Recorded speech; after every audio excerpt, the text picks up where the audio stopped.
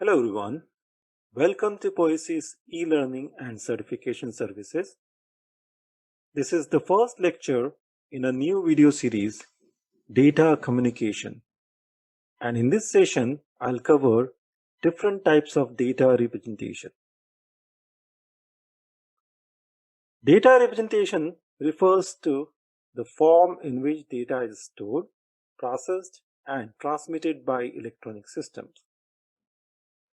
Representations are different at different layers of information system architecture. Let us look at semantic, logical, and physical layers. Semantic representation refers to use of symbols, for example, letters, combination of symbols, for example, words, and arrangement of words, for example, sentences, and their associated meanings.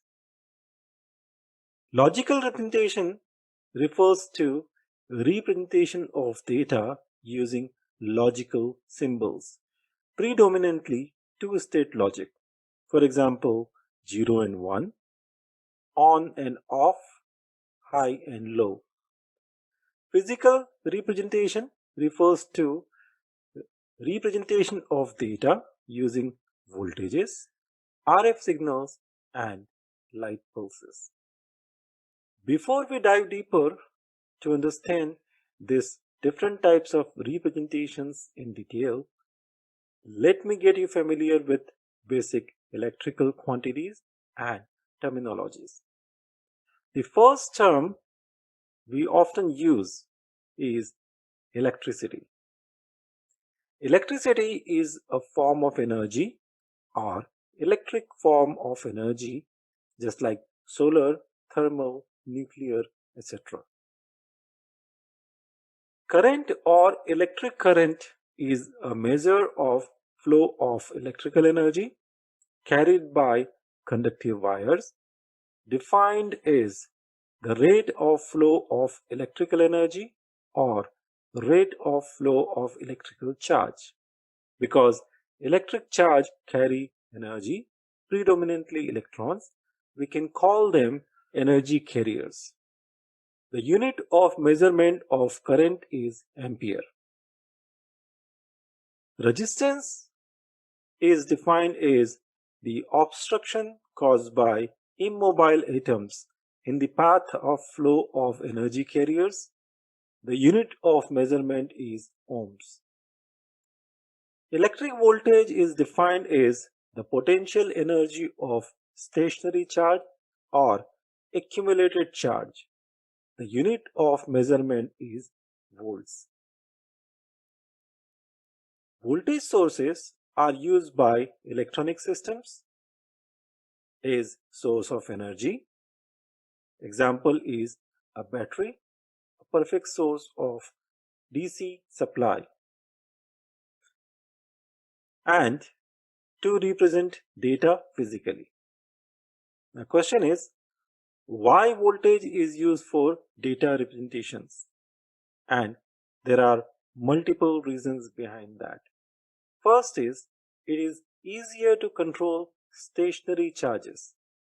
For example, charge can be stored in batteries.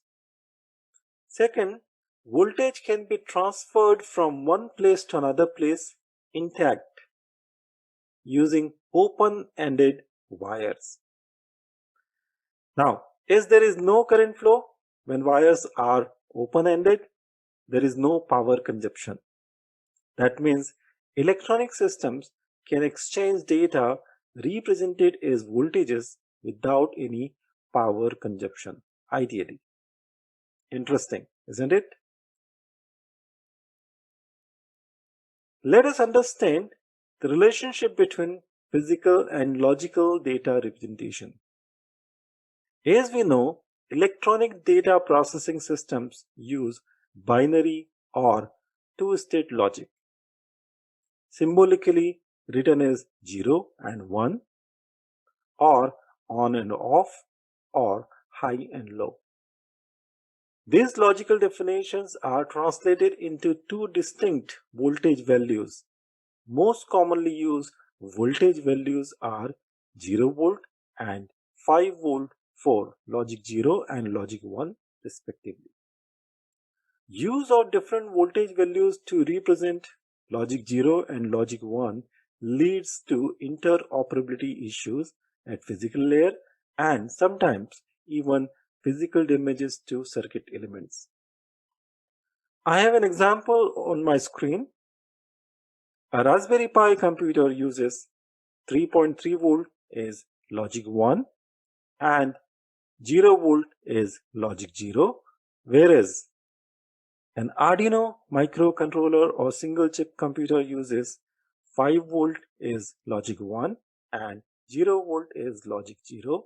So there is an obvious incompatibility between these two systems. Now when it comes to connecting their GPIOs to each other, be careful. You cannot have them directly connected.